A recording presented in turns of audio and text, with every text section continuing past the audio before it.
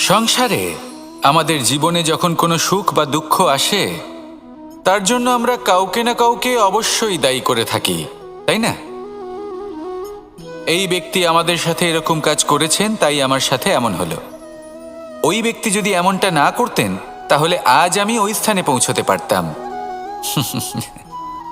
সবই আপনার দৃষ্টিভঙ্গির ওপর নির্ভরশীল, আর যদি আপনার দৃষ্টিভঙ্গি এমন হয়, তাহলে তা অনুচিত।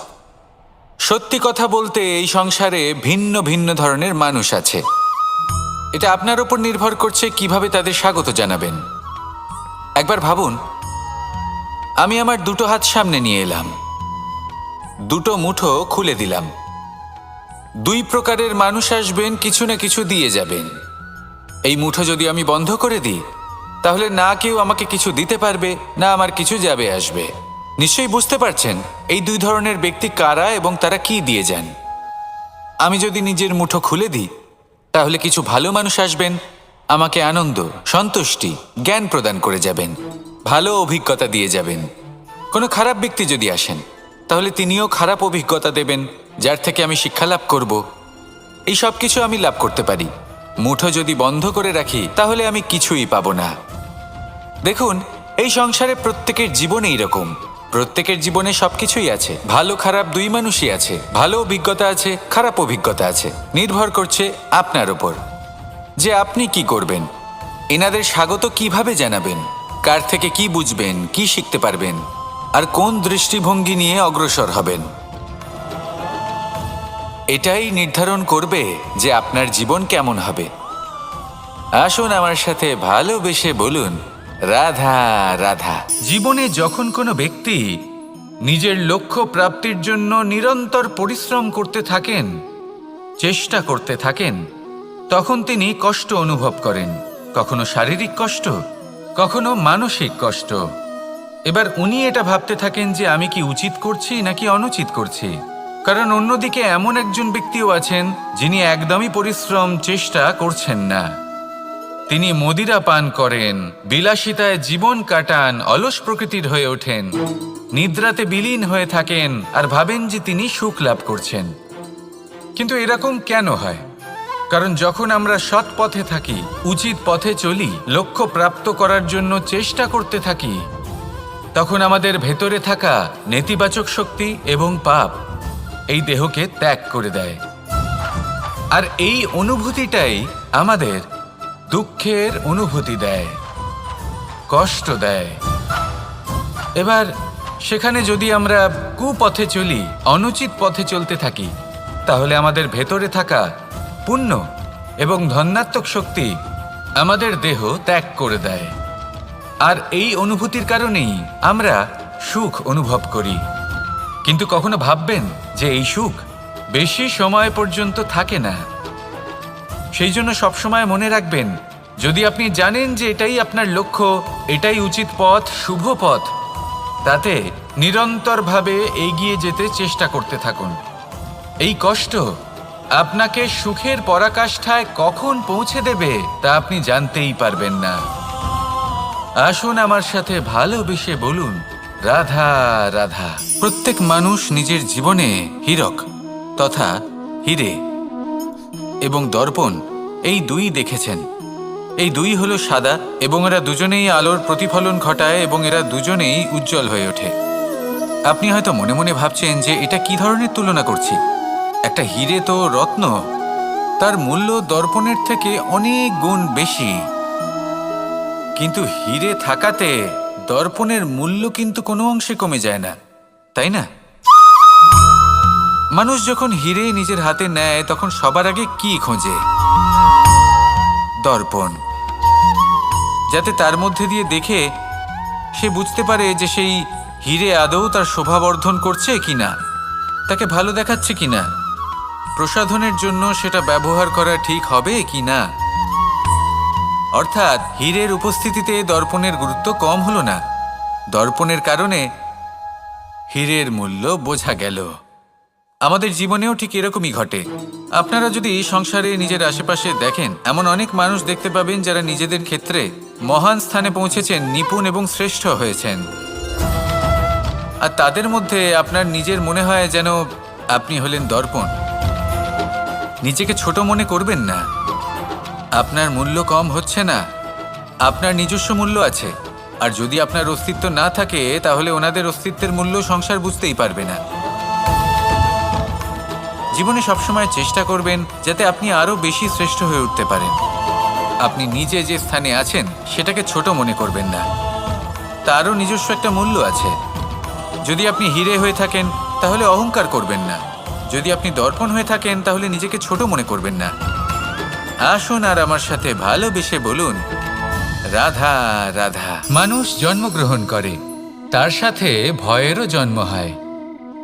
ছোটবেলা থেকেই আমাদের মনে কোনো না কোনো প্রকারের ভয় থেকেই যায়। কেউ এই বিষয়ে ভয় পায় যে তার কোনো বস্তু তার থেকে দূরে চলে যাবে। কেউ এই বিষয়ে ভয় পায় যে আমি নিজেকে হারিয়ে ফেলব। কেউ এই ভেবে ভয় পায় যে আমার প্রিয়জনেরা তারা যেন আমার থেকে দূরে না চলে যায়। কেউ এই ভেবে ভয় পায় যে আমরা যেন পথ না হারিয়ে ফেলি, আদি ইত্যাদি। কিন্তু সত্যি কথা বলতে ভেবে দেখুন, এই ভয় বাস্তবে কি? শুধুই একটা মনস্থিতি, আর কিছুই নয়।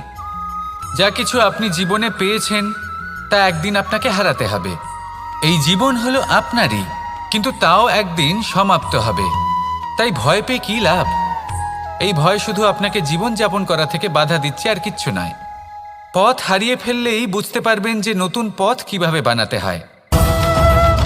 কিছু মানুষকে জীবন থেকে হারালে তবেই আপনি বুঝবেন যে আপনার আপনজনকে। এই ভয়ের কারণে ভীত হয়ে থাকবেন না। এই তারা নক্ষত্র অন্ধকারের অভাবে গুরুত্ব হারায়। শিবকেও মহাদেব হবার জন্য বিষপান করতে হয়েছিল।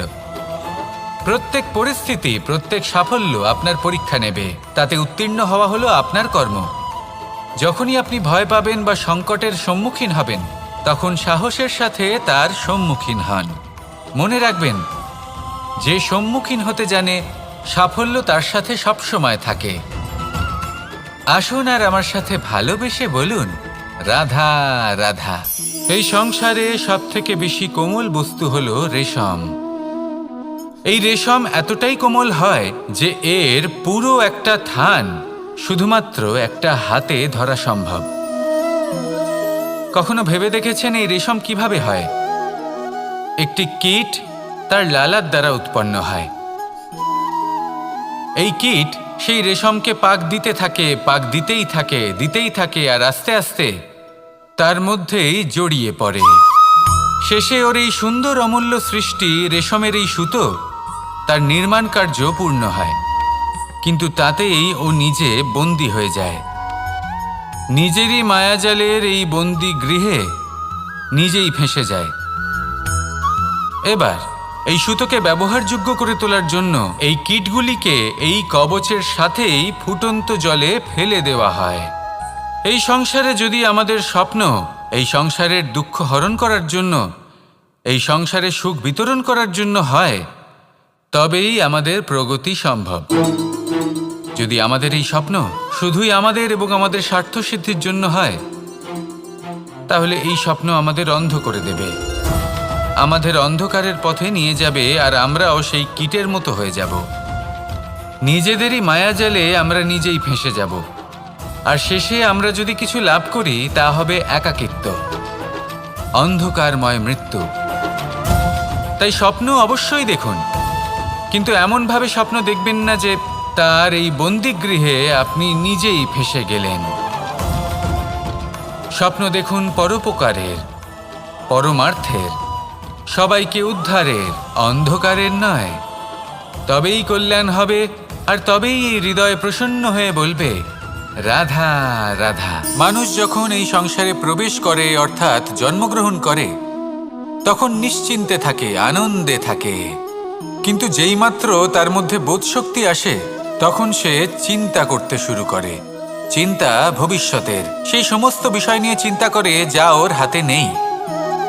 তারপর বড় হয়, বিবাহ সম্পন্ন হয়, গৃহস্থ জীবন যাপন করে, তারপর আবার চিন্তায় মগ্ন হয়ে যায়। ভাবে, এই যে আমার পরিবার, আমি কি ঠিকমতো তার খেয়াল রাখতে পারছি? কাল যখন আমি এই সংসার থেকে চলে যাব, তখন আমার এই পরিবারের দেখাশোনা কে করবে? শেষ পর্যন্ত এই পরিবার তো আমারই উত্তরদায়িত্ব। যাক, আপনাকে একটা প্রশ্ন করি। এই সংসারে আসার পূর্বে আপনি কি এই প্রশ্ন করেছিলেন, এটা ভেবেছিলেন যে আমাকে ছাড়া এই সংসার কিভাবে চলবে? করেননি, তাই তো? তাই আপনার এটা নিয়ে দুশ্চিন্তা করার প্রয়োজন নেই যে আপনি যখন এই সংসার ত্যাগ করে চলে যাবেন তখন কি হবে।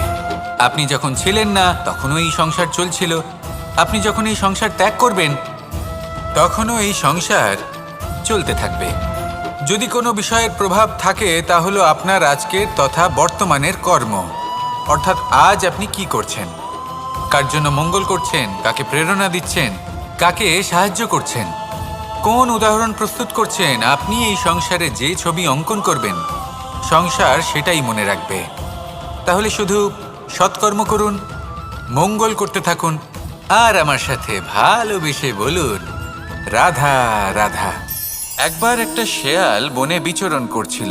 ও একটা ছোট্ট শাবক দেখতে পেল। ও ভাবলো আজ একেই আমি খাবার হিসেবে গ্রহণ করব। আশেপাশে দেখলো কেউ দেখছে না, তো কেউ ছিল না, আর সেই শাবকের ওপর আক্রমণ করল, যা হলো একটা ঘোর অপরাধ। বনের নিয়ম অনুসারে আপনি কখনোই শাবকের ওপর আক্রমণ করতে পারেন না। তারপর এই খবরটা যখন রাজা সিংহ জানতে পারলেন, সভার আয়োজন করলেন। কিন্তু সেখানে শেয়াল বলল, আমি তো এরকম কিছু করিনি। কিন্তু যদি আপনি এরকম বলেন, কোনো প্রমাণ দিন, এর কোনো সাক্ষী আছে? তখন রাজা সিংহ পেঁচাকে ডেকে পাঠালেন, যে সেই মুহূর্তে বৃক্ষের শাখার ওপর বসেছিল, সে সব কিছু দেখেছিল। পেঁচা সব সত্যি কথা বলল, আর শেয়ালকে মৃত্যুদণ্ড দেয়া হলো। এবার এই কাহিনী আমি আপনাকে কেন শোনালাম? কারণ মানুষও কখনো কখনো এরকম কর্ম করেন যা শিয়াল করেছে। এটা ভাবেন কেউ দেখছে না, যখন আমি অনুচিত কর্ম করতেই পারি। কিন্তু না, আপনি যাই করুন না কেন, কেউ না কেউ অবশ্যই তা দেখছে। কোনো ব্যক্তি না হলেও কোনো প্রাণী, না হলে কোনো যক্ষ বা দেব বা প্রেত। যদি এনারা কেউ না দেখেন, তাহলে ধরিত্রী মাতা দেখেন, যেখানে দাঁড়িয়ে আপনি সেই কর্ম করছেন, তাই না? তাই একটা কথা সবসময় মনে রাখবেন, কে দেখছেন কে দেখছেন না সেই বিষয়ে ভাবা ছেড়ে দিন। এটা খুব সহজ কথা। আপনি যদি উচিত কর্ম করেন, উচিত ফল পাবেন। যদি অনুচিত কর্ম করেন, তাহলে আপনি অনুচিত ফল অবশ্যই পাবেন। সেই জন্য উচিত পথে চলতে থাকুন, উচিত কর্ম করতে থাকুন, আর আমার সাথে ভালোবেসে বলুন রাধা রাধা। সুখ, দুঃখ এবং শক্তি, এই তিন হলো এই সংসারের ত্রিদেবের মতো। আমাদের জীবনে যা কিছু ঘটছে এই তিনটির ভিত্তির উপরেই হচ্ছে। আসলে এই সংসারের একটা নিয়ম আছে, যখনই আপনি কিছু লাভ করেন, এই সংসার আপনার পরীক্ষা নেয়। এটা জানার জন্য আপনার পরীক্ষা নেয় যে আপনি যা কিছুই লাভ করেছেন, আপনি কি আদৌ সেটার যোগ্য কি না। ঠিক সেইভাবেই এই সুখ, দুঃখ এবং শক্তি আপনার পরীক্ষা নিয়ে থাকে। যখন সুখ আসে, তখন সে আপনার পরীক্ষা নেয় যে আপনার মধ্যে অহংবোধ জাগ্রত হয়নি তো। যদি অহংবোধ চলে আসে, তাহলে সুখ সেখানেই সঙ্গ ত্যাগ করে। দুঃখ আপনার ধৈর্যের পরীক্ষা নিতে থাকে, আর যদি আপনার মধ্যে ধৈর্য না থাকে, তাহলে এটা আপনাকে আরো বেশি দুঃখের গভীর অন্ধকারে ঠেলে দেবে। সেখানে শক্তি পরীক্ষা নেয় আপনার বিনম্রতার। যদি আপনি বিনম্র না হন, তাহলে হয় এই শক্তি আপনার সঙ্গ ত্যাগ করবে, নয় এই শক্তি বিনম্রতার অভাবে আপনার পতনের কারণ হতে পারে। এই সংসারে যে কোনো ব্যক্তি যিনি এই পরীক্ষায় উত্তীর্ণ হয়ে থাকেন, এই জীবনে তিনি সাফল্য লাভ করেন। আসুন আমার সাথে ভালোবেসে বলুন রাধা রাধা। আমি মনুষ্যরূপে জন্ম নিয়েছি এবং সমস্ত কর্ম এই রূপেই করেছি। কিন্তু আশ্চর্যের বিষয় হলো যে আজও মানুষ আসেন এবং হাত জোড় করে প্রার্থনা করেন যেন আমি ওনাদের সহায়তা করি। আপনাদের একটা কথা বলতে চাই, আমি সকলকে সাহায্য করতে পারবো না, কিন্তু আমি শিক্ষা অবশ্যই দিতে পারবো, জ্ঞান প্রদান করতে পারবো। এমন কিছু জ্ঞান যার ভিত্তিতে মানুষ যা চাইবেন তাই লাভ করতে পারবেন, যদি সঠিক কর্ম করতে থাকেন। যখন কংসের অসুররা গোকুলে ধ্বংসলীলা চালাচ্ছিলেন তখন আমি কারোর থেকে সাহায্য চাইনি। আমি দাঁড়িয়েছিলাম আছে, আপনি অবশ্যই লাভ করবেন।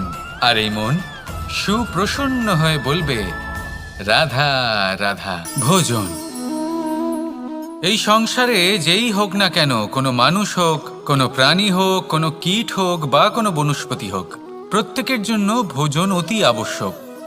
কারণ ভোজন থেকেই শক্তি পাওয়া যায়, আর সেই শক্তি দিয়েই সংসারের, আমাদের জীবনের সমস্ত কার্য করা যায়। এবার এমন এক ধরনের শক্তি হয় যা শীতের ঋতুতে সূর্য থেকে আমরা পেয়ে থাকি, আর আরেক ধরনের উত্তাপ হয় যা দিয়ে ভোজন রান্না করা হয়, সুস্বাদু নানান ধরনের ভোজন। এবার অত্যন্ত গুরুত্বপূর্ণ হলো যে ব্যক্তি সেই ভোজন বানাচ্ছেন তার মানসিক পরিস্থিতি এবং সেই ব্যক্তি যিনি ভোজন গ্রহণ করছেন তার মানসিক অবস্থা। যখনই আপনি ভোজন বানাচ্ছেন তখন ভালোবাসার সাথে কাজটা করুন, ধন্যাত্মক ভাব নিয়ে, সৎ ভাবনার সাথে। কারণ আপনার এই মানসিক স্থিতি শক্তির আকারে সেই খাদ্যের সাথে মিলে মিশে যায়। আর যখনই আপনি ভোজন গ্রহণ করছেন তখন সদ্ভাবনার সাথে, প্রসন্নতার সাথে গ্রহণ করুন, ধন্যাত্মক ভাব নিয়ে। যদি আপনি প্রসন্নতার সাথে রান্না করেন, প্রসন্নতার সাথে খাদ্য গ্রহণ করেন, তাহলে আপনি প্রসন্নই থাকবেন। আর মন সুপ্রসন্ন হয়েই বলবে, রাধা রাধা। দীপাবলি আমাদের সবথেকে বড় উৎসব। শ্রীরাম রাবণকে পরাস্ত করে 14 বছরের বনবাস কাটিয়ে আবার অযোধ্যায় ফিরে এলেন অমাবস্যার রাত্রে। অযোধ্যায় সবাই খুব প্রসন্ন ছিলেন, খুবই উৎসাহিত ছিলেন। অযোধ্যায় সহস্র প্রদীপ প্রজ্বলিত করা হয়েছিল এই উৎসবে। একে আমরা দীপাবলি বলে থাকি। এবার এই বিষয়ে আমরা সকলে জানি। আপনি কি এটা জানেন যে শ্রীরাম বাস্তবে অমাবস্যার এক রাত আগেই অযোধ্যায় পৌঁছে গেছিলেন? সবার সামনে অমাবস্যার রাতে এসেছিলেন। এর কারণ কি? শ্রীরাম প্রমাণ করতে চেয়েছিলেন যে যে কোনো সময়, দিন হোক বা রাত, শুভ বা অশুভ হয় না। শুভ অশুভ কিছু থাকলে তা হলো মানুষের চিন্তা, তার ভাবনা, তার নির্বাচন আর তার কর্ম। নিজেই দেখে নিন, শ্রীরাম শুভ কাজ করে ফিরেছিলেন এবং অমাবস্যার মতো গভীর এক রাত্রিকেও দীপাবলিতে পরিবর্তিত করেছিলেন। এমনটাই যদি আমরা করতে পারি, তাহলে এমন কোনো গৃহে যান যেখানে অসহায় ব্যক্তি রয়েছেন, যা অন্ধকারাচ্ছন্ন, আর সেখানে প্রকাশ প্রজ্বলিত করুন। প্রকাশ সহায়তার, প্রেরণার, আশার। যদি এমন কিছু আমরা করতে পারি তাহলে তাকে প্রকৃত অর্থে দীপাবলি বলা যেতে পারে। তাহলে নিজের পরিবারের সাথে দীপাবলি পালন করুন। আপনাদের শুভেচ্ছা জানাই। আসুন আর আমার সাথে ভালোবেসে বলুন, রাধা রাধা। এই শুকনো পাতাটিকে দেখুন, নিষ্প্রাণ হয়ে পড়েছে। কোনো একটা সময় এই পাতাটি একটা গাছের ডালে ছিল। সেই গাছ ওর লালন পালন করত। যখন যখন বাতাস বইত, এই পাতায় কম্পন দেখা দিত, মনকে প্রফুল্ল করে তুলত। কোনো একদিন এই পাতা গাছের ডাল থেকে ঝরে পড়ে গেল। নিঃসন্দেহে ও নিজের স্বাধীনতা পেল, কিন্তু আস্তে আস্তে শুকিয়ে গেল, নিষ্প্রাণ হয়ে গেল। দেখুন, আমি এই কথা বলছি না যে স্বাধীনতা অনুচিত, কখনোই না। কিন্তু যে কোনো পরিস্থিতিতে স্বাধীন হতে চাওয়া, এটা নিশ্চিতরূপে অনুচিত। আমরা যদি আমাদের জীবনে পরিবারের গুরুত্ব ভেবে দেখি, তাহলে এই পরিবারে যতই মতভেদ থাকুক না কেন, যতই মনোমালিন্য থাকুক না কেন, যতই বিবাদ থাকুক না কেন, এই সব মিটিয়ে নেওয়া অত্যন্ত প্রয়োজনীয়। সেই সব কিছু সমাপ্ত করা অত্যন্ত প্রয়োজনীয়। কখনো এই পরিবারকে ভাঙতে দেবেন না, কখনো এই পরিবার থেকে দূরে চলে যাবেন না। এই পরিবার হলো আমাদের জীবনের একটা অমূল্য সম্পদ, অমূল্য এক আশ্রয়, যা এই সংসারে হয়তো কোথাও আপনি পাবেন না। তাই একে আগলে রাখুন। ভেবে নিন, আপনি পাতা আর আপনার পরিবার সেই গাছ। আসুন আমার সাথে ভালোবেসে বলুন রাধা রাধা।